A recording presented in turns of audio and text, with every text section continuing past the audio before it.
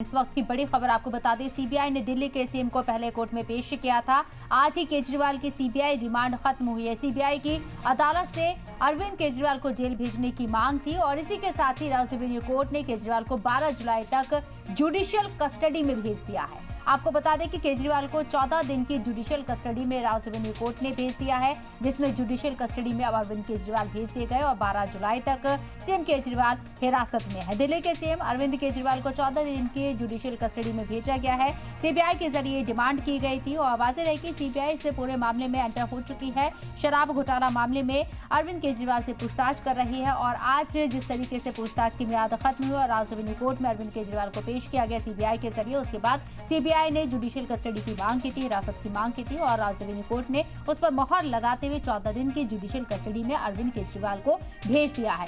एक तरफ जहां जमानत की राह देख रहे CM Arvind Kejriwal high court से लेकर सुप्रीम कोर्ट का दरवाजा खटखटा चुके हैं, तो वहीं अब सीबीआई एक्टिव हो गई है और उनकी जमानत की जो एक उम्मीद जागी थी वो पूरी तरीके से धुंधली होती हुई नजर आ रही है। 14 दिन की कस्टडी में भेज दिए गए हैं, जुडिशियल कस्टडी में अरविंद केजरीवाल। ये बड़ी खबर आपको बता रहे, राज्य सुप्रीम कोर्ट में आज सीबीआई ने उन्हें पेश किया था।